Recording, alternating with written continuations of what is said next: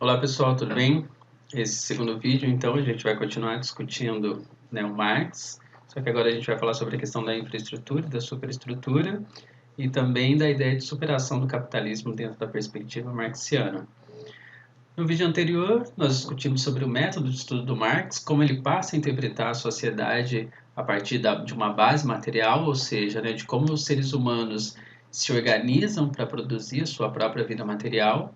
E a partir disso, a gente tem então a ideia da relação entre indivíduo e sociedade dentro da perspectiva do Marx, que para ele, né, não é a sociedade que determina o indivíduo e nem o indivíduo que determina a sociedade, mas sim tanto a sociedade e o indivíduo, né, eles estão em constante transformação e essa transformação ocorre de maneira simultânea. O indivíduo, ao transformar a sociedade, ele se transforma e a sociedade que dá as bases materiais nas quais o indivíduo vai atuar para poder transformá-la. Então, visto isso, agora a gente vai entrar na ideia da infraestrutura e da superestrutura.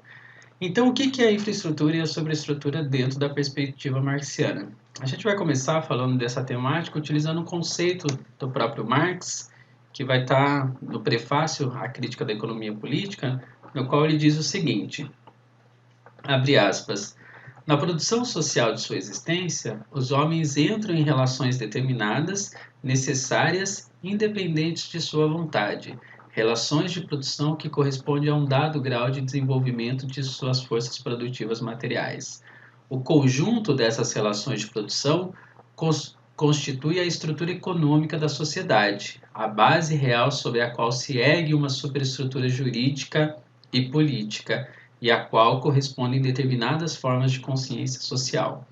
O modo de produção da vida material condiciona o processo de vida social, política e intelectual em geral.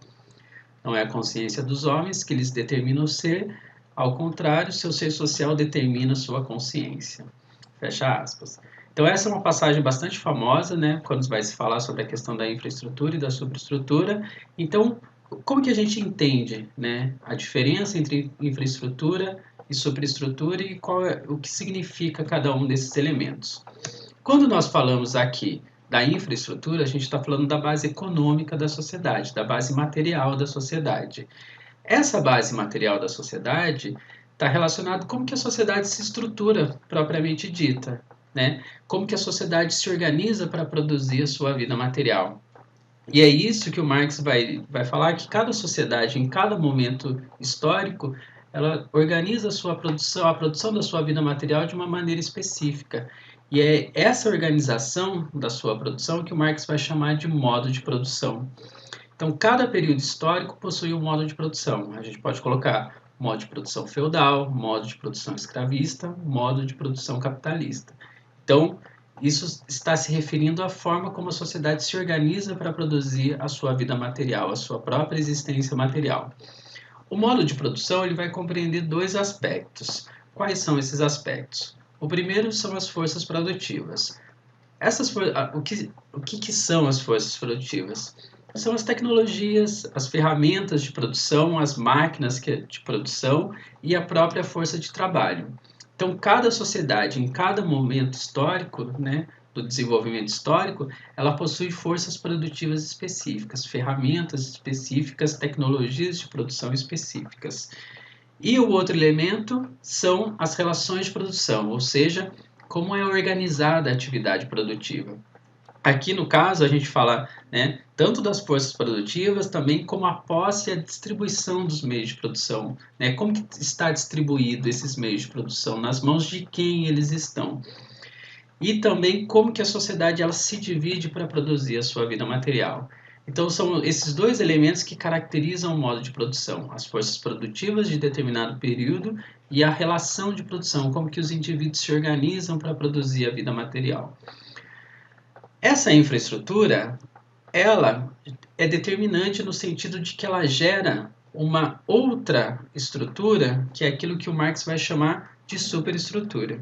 A superestrutura é, então, ela é uma dimensão imaterial, então, que ela corresponde a essa infraestrutura. Cada infraestrutura, cada estrutura econômica de uma sociedade, ela vai gerar uma superestrutura específica, que vai exercer um papel fundamental, que é legitimar a forma como esse modo de produção ele está organizado e, além de legitimar, né, ele faz com que haja uma sustentação desse modo de produção, ou seja, ela é responsável pela manutenção desse modo de produção. Quais são, então, essas infraestruturas, né, essas superestruturas?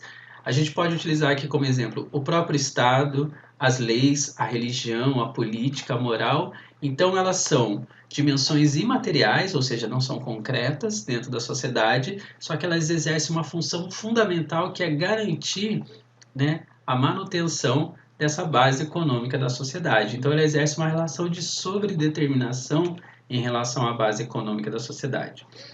Um exemplo que a gente pode pensar dentro dessas sociedades históricas é a sociedade feudal. A sociedade feudal ela tem lá as suas forças produtivas que se baseiam sobretudo, né, nas ferramentas que consiste numa produção artesanal. Então as ferramentas que estão relacionadas à produção artesanal e as relações de produção de uma sociedade feudal são relações de servidão. Então são esses dois fatores que caracterizam o modo de produção feudal, né? Essa produção na terra e tudo mais. Na sociedade feudal, a gente tem uma instituição, que é a principal instituição da sociedade feudal, que é a Igreja Católica. A Igreja Católica, ela tem um papel moral na sociedade que é muito importante. Através, né, do cristianismo, ela faz tanto com que a nobreza quanto que os servos eles compartilhem dos mesmos valores religiosos. Só que a Igreja Católica ela vê o trabalho como algo negativo e ela condena o lucro dentro da sociedade. E isso permite com que os indivíduos, na verdade, eles não mudem a sua condição social. Por isso que a sociedade da Idade Média, a sociedade feudal, ela é uma sociedade basicamente estática, né? Com quase nenhuma mobilidade social. Então, né, a superestrutura ela exerce essa função, ela legitima a existência dessas relações existentes dentro da própria sociedade. No caso, então, como pensar a questão da infraestrutura e da superestrutura dentro da sociedade capitalista? O Marx vai falar o seguinte, que a história das sociedades é a história da luta de classes, né? Que todas as sociedades, historicamente falando, elas possuíram as classes possuidoras e, portanto, as classes opressoras e as classes destituídas, as classes oprimidas. No capitalismo não é diferente. No capitalismo a gente tem duas classes sociais fundamentais que são a burguesia e o proletariado. Isso não quer dizer que não há outras classes dentro do capitalismo, mas a burguesia e o proletariado são as classes fundamentais que empreendem o conflito entre as classes sociais, né? A luta de classe, então, ela é caracterizada por esses dois grupos sociais. E aqui tem um conceito importante que é a ideia de classe social no Marx. O que caracteriza uma classe social dentro da perspectiva marxista? Não é a questão da renda, não é a questão do status que o indivíduo tem na sociedade. Na perspectiva do Marx, o que caracteriza uma classe social é a posição que os indivíduos ocupam dentro das relações de produção. Então ele vai caracterizar a burguesia como os proprietários dos meios de produção. São aqueles que detêm, né, a posse privada das forças produtivas. E quais são as forças produtivas dentro da sociedade capitalista? São as indústrias, são os bancos, são as grandes propriedades de terra, são as tecnologias. Então esses são os meios de produção dentro da sociedade capitalista. E quem é o proletariado? O proletariado ele não possui propriedade privada dos instrumentos de produção. A única propriedade privada que o proletariado tem é o seu próprio corpo físico, ou seja, a sua própria força de trabalho. Então, como ele é expropriado dos instrumentos de produção, ele é obrigado então a vender a sua força de trabalho e ele é livre para vender a sua força de trabalho em troca de um salário. Então, são esses elementos que caracterizam, né, a burguesia e o proletariado ou as classes sociais dentro da perspectiva do Marx. Qual é a posição que eles ocupam dentro das relações de produção. Dito isso, é importante a gente pensar então a teoria da mais-valia. Quando Marx vai falar da questão da mais-valia, ele está falando de como o valor ele é gerado dentro da sociedade. Então, a gente precisa levar em consideração a ideia da mercadoria. Tanto que o primeiro capítulo do Capital, né, que é o livro do Marx, que vai analisar, né, a economia da sociedade capitalista, ele começa falando sobre a mercadoria. A mercadoria, ela não é um elemento específico do capitalismo, ela já existia em outras sociedades. Por quê? O que é uma mercadoria? Mercadoria é tudo aquilo que a gente produz a partir do nosso trabalho para satisfazer as nossas necessidades. Então, é o produto do nosso trabalho, né? É algo que é resultado do nosso trabalho que nós criamos para satisfazer as nossas necessidades.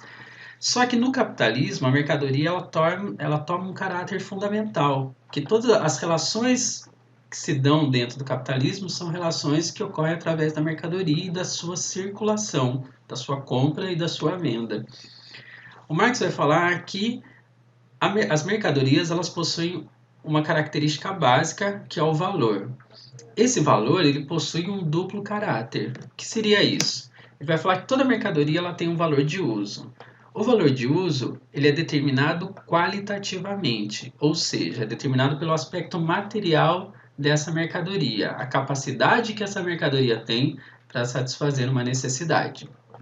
Um exemplo é uma blusa de lã, por exemplo. Uma blusa de lã, ela cumpre uma função, ela satisfaz uma necessidade que é nos aquecer. Assim como uma bicicleta, né, também é uma mercadoria, ela satisfaz uma necessidade que é fazer com que a gente se locomova de maneira mais fácil. O carro também é uma mercadoria que faz com que a gente se locomova, né, por distâncias mais longas e mais rápido ainda. Então, esse é o valor de uso dessas mercadorias, a necessidade que essas mercadorias elas satisfazem. Só que a mercadoria, além de possuir um valor de uso, ela tem também aquilo que o Marx vai falar que é o valor de troca. O valor de troca é a capacidade que uma mercadoria tem para ser trocada por outra mercadoria com valor de uso distinto. Então, é a capacidade que eu tenho para poder trocar uma blusa de lã por, né, uma bicicleta. O que elas têm em comum? Elas não têm nada em comum e elas têm valores de usos totalmente distintos, né? A blusa aquece e a bicicleta ela permite a nossa locomoção. O que permite então que eu possa trocar duas mercadorias com valores de uso distintos, com características totalmente distintas, que se a gente for levar em consideração, elas não têm, né, nem a mesma matéria-prima. A matéria-prima que a gente utiliza para fazer a blusa é uma e a que a gente utiliza para fazer a bicicleta é outra. Então, qual que é o elemento que é comum a essas mercadorias que permite com que eu possa trocá-las? Se a gente for pensar aí, entre aspas, numa troca justa. O Marx vai falar que o que determina a grandeza do valor da mercadoria é a quantidade de trabalho que foi utilizado para fazer essa mercadoria, a quantidade de trabalho socialmente necessário para a produção desse valor de uso. Só que como que eu meço a quantidade de trabalho? E aí que vem, né, o elemento fundamental para a gente pensar o valor de troca, que é como que a gente mede a quantidade de trabalho. A gente mede a quantidade de trabalho pelo tempo de trabalho. Quanto tempo de trabalho foi gasto para produzir uma mercadoria. Só que aí, o tempo de trabalho ele não se caracteriza a partir da habilidade daquele que produz. Se eu produzo uma blusa mais rápido que você, não quer dizer que a minha blusa vai ser mais barata que a sua, porque não é a habilidade que determina o valor de troca, mas sim o grau de desenvolvimento das forças produtivas. Quais são as tecnologias de produção que a gente está utilizando para produzir essa blusa? Então, a gente pode pegar aqui como exemplo a ideia da manufatura. Vamos supor que, né, num período, na Idade Média, por exemplo, onde predominava a manufatura, você levava 2 horas para produzir 1 quilo de tecido. Então, 2 horas seria o tempo de trabalho socialmente necessário que vai caracterizar o valor de troca dessa mercadoria, 1 quilo de tecido. Com o surgimento, né, da indústria, com o surgimento da indústria têxtil, sobretudo, né, tear a vapor, vamos supor que essa produção ela diminuiu 1 hora. Agora, para produzir o mesmo quilo do mesmo tecido, eu passei a produzir esse quilo de tecido em 1 hora. O produto, a mesma mercadoria, com o mesmo valor de uso, só que agora aqui a gente tem tempos de trabalho socialmente necessários diferentes para produzir essa mercadoria. O que vai determinar o preço dela? Então, a tecnologia aqui que é a mais desenvolvida, porque no mercado eu não vou comprar uma mercadoria idêntica, né, àquela que eu tenho, são duas mercadorias distintas. Eu não vou comprar uma que é mais cara. só porque ela levou mais tempo para produzir.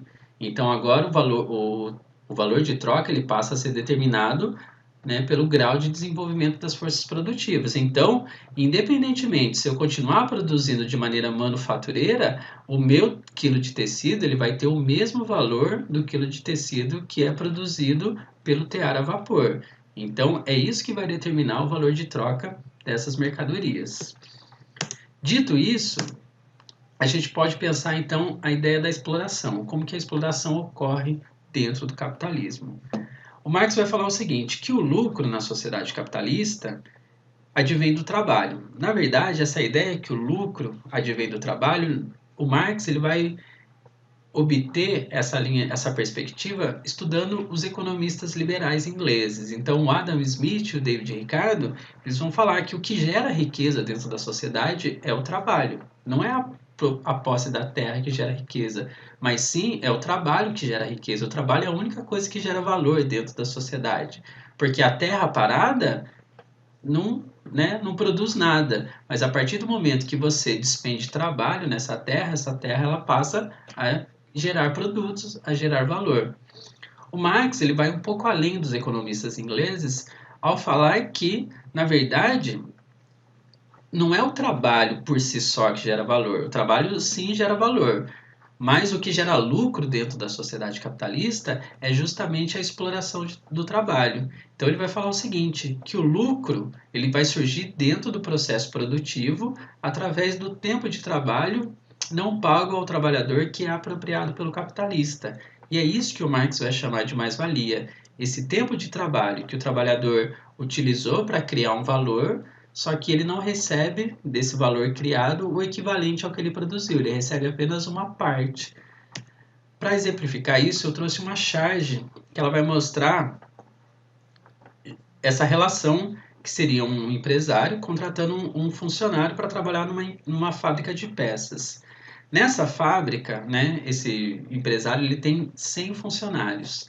Cada um desses funcionários, eles produzem 50 peças por mês, o que dá um total de 5.000 peças. Nesse caso aqui, ele, né, no diálogo dessa charge, o rapaz falou, nossa, então você ganha muito dinheiro, né, produzindo essas peças. Aí ele começa a explicar, não, ó, eu tenho um gasto, por cada peça que eu produzo, eu tenho um gasto de 3.000, só que eu vendo no mercado por 3.200. Então, qual que é a relação aqui? Aonde está a mais-valia dentro dessa relação? Aqui a gente tem que ter em mente, primeiro, né, um conceito que é a ideia do capital constante. O que é o capital constante dentro da perspectiva marxiana? Capital constante é o valor que é gasto no processo produtivo. É o valor que o empresário ou o capitalista, no caso, ele gasta para comprar a matéria-prima daquele produto que ele fabrica, é o valor que ele gasta para manutenção das fábricas, né, das máquinas que ele utiliza, é o valor que ele gasta para comprar os insumos, é o valor que ele gasta para pagar a conta de energia, para pagar a conta de água dessa fábrica. Então, é o valor que é totalmente gasto dentro do processo produtivo. Cada peça aqui, pegando, né, nessa charge fala que cada trabalhador produz por mês 50 peças. Pegando como exemplo, então, se ele gasta 3.000 para produzir uma peça, 50 peças, então, ele tem como gasto de capital constante, né, pela produção de cada trabalhador, o equivalente a 150.000. Só que ele vende essas peças no mercado a 3.200, ou seja, o valor dessas peças no mercado seria de 160.000. Da onde surge esses 10.000? E é isso que o Marx vai falar. Quem pega essas matérias-primas, todos esses insumos, essas tecnologias e transforma em algo mais valioso é o próprio trabalho, né? Então, é o resultado do trabalho desses funcionários que vai gerar essa diferença de valor, que são esses 10.000. Então, essa diferença de valor, né, esses 10.000, ele vai para o bolso do trabalhador? Não, mas apenas uma parte desse valor, que é aquilo que o Marx vai chamar de capital variável. O capital variável está relacionado ao tempo de trabalho necessário, ou seja, o tempo de trabalho que o trabalhador trabalha que vai pagar o seu salário. Então, isso o Marx vai chamar de capital variável, que ele varia de trabalhador para trabalhador, né, de acordo com o grau de desenvolvimento desse trabalhador, de especialização desse trabalhador, ele pode executar um trabalho mais caro, um trabalho mais barato, mas esse então seria o capital variável, aquele trabalho, é o valor que é gasto com o salário dos trabalhadores. Então, você tem aqui um custo total de produção de 153 mil por trabalhador. Só que como o valor de mercado é 160 mil, o empresário ele tem ainda um lucro de 7 mil por trabalhador, levando em consideração que essa fábrica tem 100 trabalhadores, então ele teria um lucro aí mensal de 700 mil. E 700 mil não foi ele que produziu, mas quem produziu esses 700 mil foram os trabalhadores. Qual foi o trabalho do capitalista? O trabalho dele foi ser o proprietário dos meios de produção. Mas quem produz o valor, então, é o trabalho, e é o trabalho do trabalhador nesse caso. Marx vai falar também da existência de duas formas de mais-valia. Então, a gente tem aqui a mais-valia absoluta, que é aquela mais-valia que está relacionada ao aumento da produtividade, mas esse aumento da produtividade ele está relacionado ao aumento da jornada de trabalho. Então, você faz com que o trabalhador ele trabalhe por mais tempo e trabalhando mais tempo ele passe a produzir mais. E isso vai aumentar, então, o seu lucro, isso vai aumentar a sua taxa de mais-valia. Uma analogia com a sociedade moderna, a gente pode pensar, é a ideia das horas extras, né? Você tem uma demanda maior, então você faz com que o trabalhador ele fique mais tempo na empresa, produzindo mais, para que ele supra a necessidade dessa demanda. Mas aí você vai me falar, mas o trabalhador quando faz hora extra, ele também recebe a mais. Ele recebe a mais de fato. Contudo, ele nunca vai receber o equivalente àquilo que ele produz. Ele vai receber sempre uma parte daquilo que ele produz. E também o capitalismo, ele se desenvolve. Então, ele aprimora essas maneiras de obter essa mais-valia. Hoje, por exemplo, nem todo mundo recebe pelas horas extras, porque as empresas elas adotam, juridicamente, legalmente, a ideia do banco de horas. Então, quando eu tenho uma demanda muito grande, eu faço com que o trabalhador ele trabalhe mais, produza mais, e aí quando eu tiver num período onde a demanda é menor, eu posso até dispensar esse trabalhador, então eu não preciso gastar contratando, pagando ele essas horas extras. E a outra forma de mais-valia que o Marx vai demonstrar é a ideia da mais-valia relativa. A mais-valia relativa ela também aumenta o lucro do capitalista, aumentando a produtividade, só que essa produtividade ela não está relacionada ao aumento da jornada de trabalho.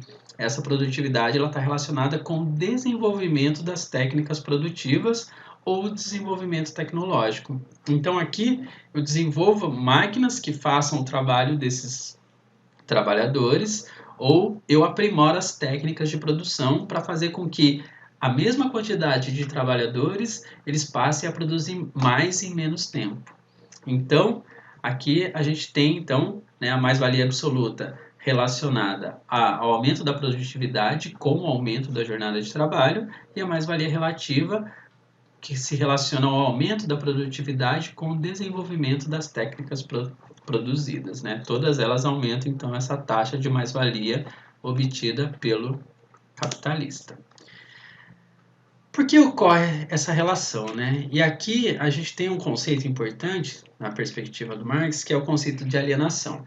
O conceito de alienação não foi o Marx que desenvolveu, e sim um filósofo alemão, que viveu no mesmo período do Marx, que é o Ludwig Feuerbach. O Feuerbach ele vai escrever um livro onde ele vai fazer uma crítica ao cristianismo, à ideia da religião. Então, o que a gente precisa entender aqui, primeiramente, pela ideia de alienação? Alienação seria uma ideia da inversão da relação entre sujeito e objeto. Então, ela transforma o agente em ser passivo, que, por sua vez, transforma o ser passivo num ser ativo. Como que isso se dá no campo da religião? Para o Feuerbach, a alienação religiosa, então, que é a ideia que ele vai desenvolver, ela consiste numa operação que faz com que o homem passe a considerar algo como algo exterior a ele e acima dele, aquilo que na verdade é resultado da sua própria criação. Então ele está dizendo justamente o seguinte: ao fazer a crítica da religião, ele demonstra que Deus, que os homens não foram criados à imagem e semelhança de Deus, mas sim Deus foi criado à imagem e semelhança dos homens. Só que se Deus é uma criação dos homens, essa criação dos homens ela tomou um caráter que passa agora, né, na sociedade que ele tá discutindo nesse momento, passa a determinar o próprio comportamento dos homens. Então, esse é o processo de inversão da relação entre o sujeito e o objeto. O produto, né, da minha ação, aquilo que eu criei, passa a determinar agora o meu comportamento.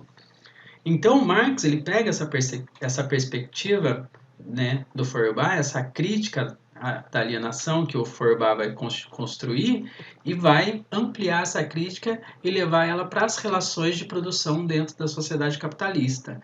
Então, até agora, quando a gente está falando do método, o Marx está falando que o trabalho ele é fundamental para a gente pensar, né, o ser humano, para pensar a própria sociedade. Por quê? É o ser humano transformando a natureza a partir do trabalho que ele desencadeia todo o processo histórico. Então, é o trabalho, essa relação dialética do trabalho de transformação da natureza para a supressão das nossas necessidades que modifica não só a natureza, mas modifica o próprio ser humano. Então, é o fato do ser humano realizar o trabalho que nos configura como ser humano, que cria a nossa consciência social. Só que no capitalismo, da crítica do Marx, o trabalho ele toma uma característica totalmente distinta a essa, porque no capitalismo o trabalho ele se torna alienado, né? Então, a gente pode compreender essa dimensão do trabalho alienado para o Marx a partir de 3 pontos, né, fundamentais. O primeiro delas é o fato de que no capitalismo, né, é uma sociedade que se baseia na propriedade privada dos meios de produção. Se a propriedade dos meios de produção ela é privada, ou seja, ela não pertence a todo mundo, mas a um grupo específico, uma pessoa específica, que é no caso o capitalista, o produto do nosso trabalho, aquilo que a gente produz, né, os objetos que nós produzimos, também não pertencem a nós. Eles são de propriedade, né, dos donos desse meio de produção, dos capitalistas. Então eu trabalho, o produto do meu trabalho ele não é de minha propriedade. Ele é, na verdade, algo independente de mim, algo estranho a mim. Eu produzo isso, mas ele não tem nenhuma relação direta comigo. Eu não me identifico dentro daquela produção. O outro fator é a ideia de que o trabalho é algo exterior ao operário, né? Ou seja, o trabalhador ele se sente mortificado dentro do processo de produção, porque esse trabalho que você realiza massivamente, vamos dizer assim, é um trabalho que você não se realiza nele. Tanto que, né, você trabalha lá de segunda a sexta-feira. Chega sexta-feira, você, nossa, né, final de semana. Por quê? Porque o trabalho não é algo que te realiza, então você não se identifica naquele trabalho, portanto você não gosta de trabalhar, você trabalha porque aquilo é uma necessidade, é através do trabalho que você vai obter o meio necessário da sua sobrevivência, que no caso aqui é o salário. Você nem produz aquilo que você precisa para sobreviver, você produz algo, né, e recebe um salário por isso, e é a partir desse salário que você vai poder, né, obter os elementos que você precisa para sobreviver. E por último, né, a ideia de que o próprio trabalhador representado, né, na sua atividade, que é o trabalho, ele também não pertence a si próprio, mas é ao outro. Por quê? E o contrato, né, o capitalista ele vai lá e contrata um trabalhador para exercer funções que ele quer que o trabalhador exerça. Então, aqui há uma perda do trabalhador de si mesmo. O trabalhador ele nem se pertence, porque ele está se vendendo ao outro. E é isso que caracteriza a ideia do trabalho alienado na perspectiva do Marx. Por quê? Porque para ele, dentro do capitalismo, o trabalhador ele se torna também uma mercadoria. Então, no capitalismo, o trabalhador nada mais é do que uma mercadoria.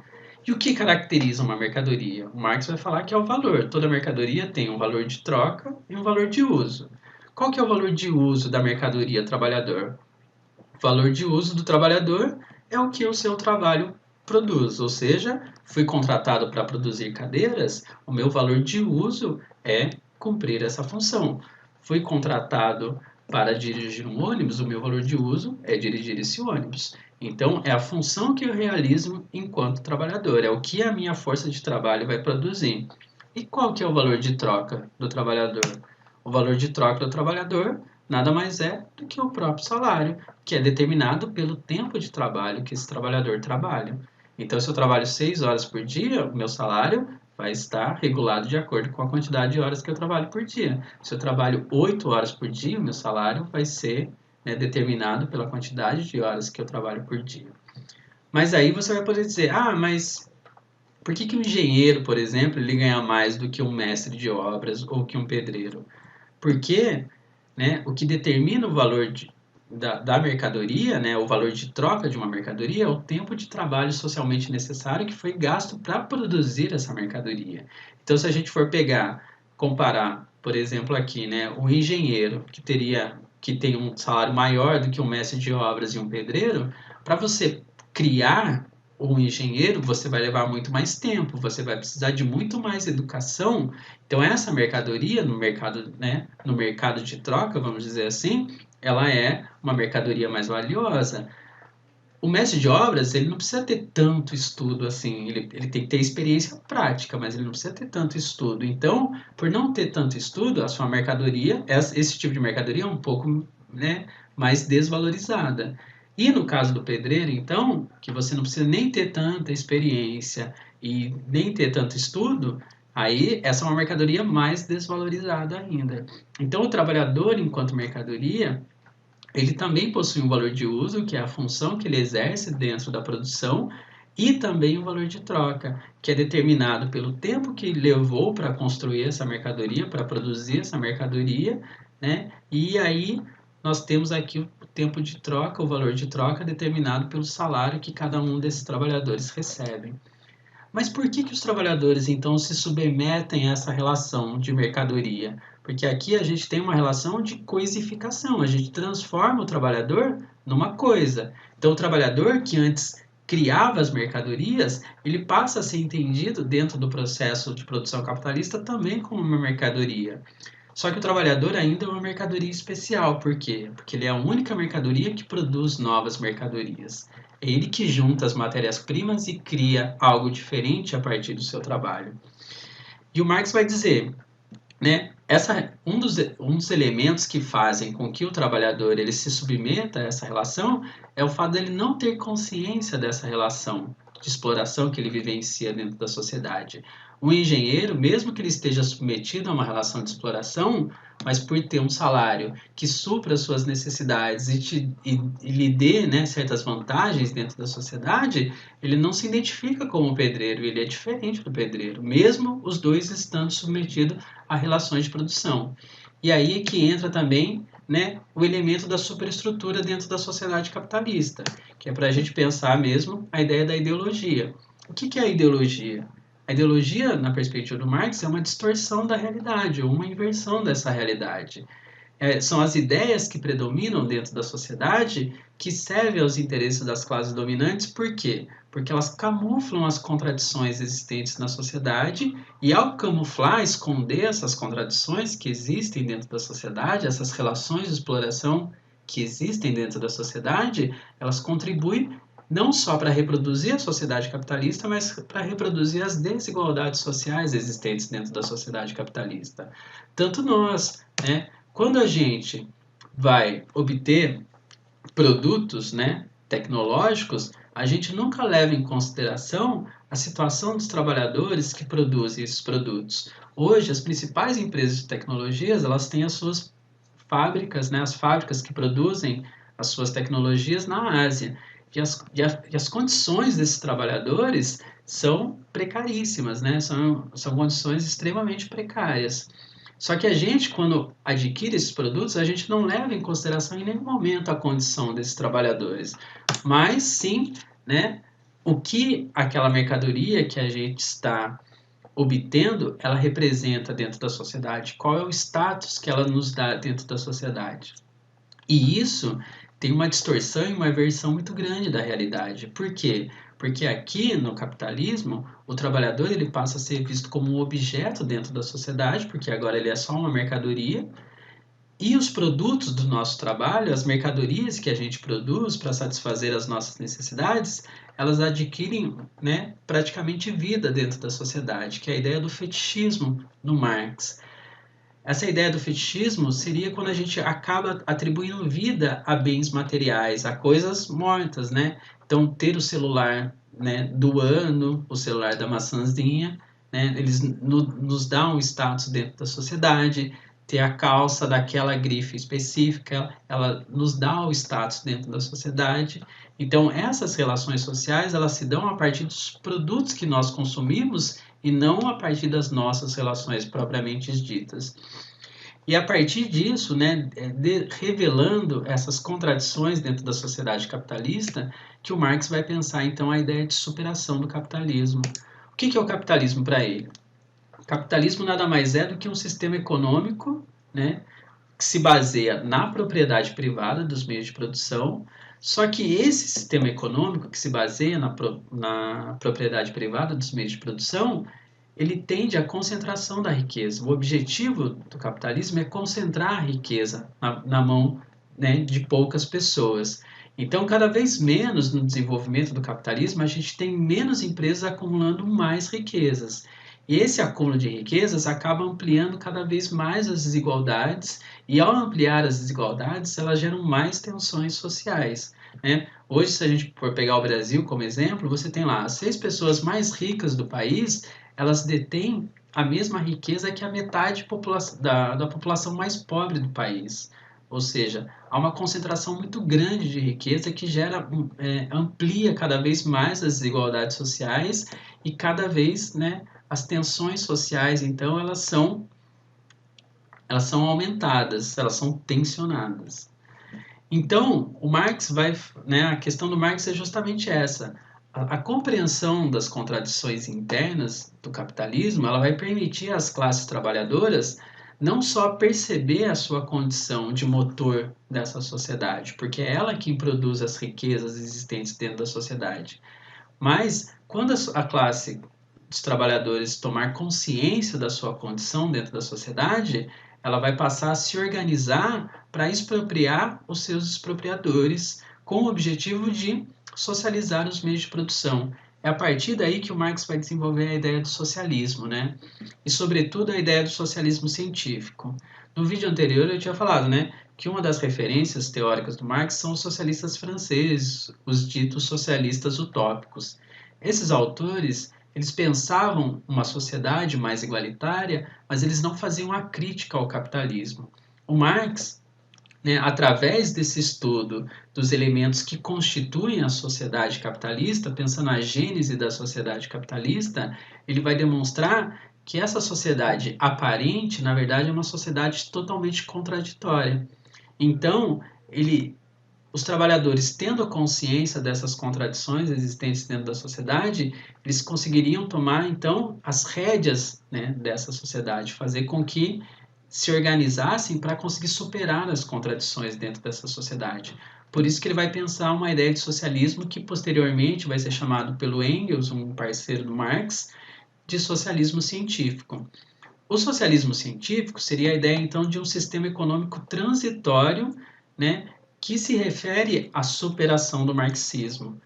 E o socialismo, na perspectiva do Marx, ele estaria organizado em torno da ditadura do proletariado. Quando nós falamos de ditadura do proletariado, dentro da perspectiva marxista, a gente não está falando da ditadura enquanto um sistema político, ou como um modelo político, né? O Estado monárquico, o Estado ditatorial, o Estado democrático, por exemplo. Não. A ditadura do proletariado, ela se refere a um Estado que intervém na sociedade de forma a preservar os interesses dos trabalhadores sobre a influência do proletariado. Se o proletariado é a maior população da sociedade, ele deve determinar quais são as condições nas quais a sociedade ela deve, né, seguir, ela deve se comportar. O socialismo tem por base eliminar o elemento fundamental do capitalismo, que é a propriedade privada dos meios de produção. Então, aqui, os meios de produção eles seriam de propriedade comum, de propriedade desse Estado. Só que o socialismo não é um fim em si mesmo dentro da perspectiva marxista. O socialismo seria uma fase de construção das condições históricas para o surgimento de uma outra sociedade que eliminaria todas as classes sociais e eliminaria também o próprio Estado, porque o Estado, na perspectiva do Marx, ele é um instrumento de dominação de classe. Ele é uma superestrutura que vai garantir uma infraestrutura baseada numa relação de exploração de uma classe sobre a outra. Então, quando Marx fala do comunismo, ele está falando de uma sociedade que vai além das classes sociais. É uma sociedade que vai ser criada a partir das condições sociais históricas, que o socialismo vai ter que cumprir esse papel, para que sejam superadas as contradições e as próprias classes sociais. Nesse sentido, né, a gente pode entender, então, a perspectiva do Marx e o papel da ciência no pensamento marxiano, né, como instrumento de conscientização para as classes e para os grupos explorados. Né? Para ele, somente quando os trabalhadores, então, tomarem consciência das condições de exploração a que estão submetidos dentro da sociedade capitalista, é que esses trabalhadores, né, nós trabalhadores, os trabalhadores em gerais, vão ter condições sociais históricas necessárias para superar esse modelo de sociedade. Então, o papel da ciência é justamente revelar as contradições existentes dentro da sociedade capitalista, e é justamente essa a crítica que o Marx faz, né? Então, todo esse caminho que o Marx faz para pensar o materialismo histórico, para pensar a relação de exploração dentro da sociedade, é para revelar, então, essas contradições existentes. Então, só a ciência seria capaz, né, de revelar as contradições existentes dentro da sociedade. Então é isso, pessoal. A gente chegou ao fim agora do conteúdo do Marx. Deixei lista de exercícios para vocês lá na plataforma da FTD. Se tiverem dúvidas também, questões, manda mensagens que aí eu respondo para vocês e a gente vai conversando. E aí na próxima aula a gente já começa um novo autor, né, para fechar os clássicos da sociologia, que é o Max Weber. Obrigado, até mais.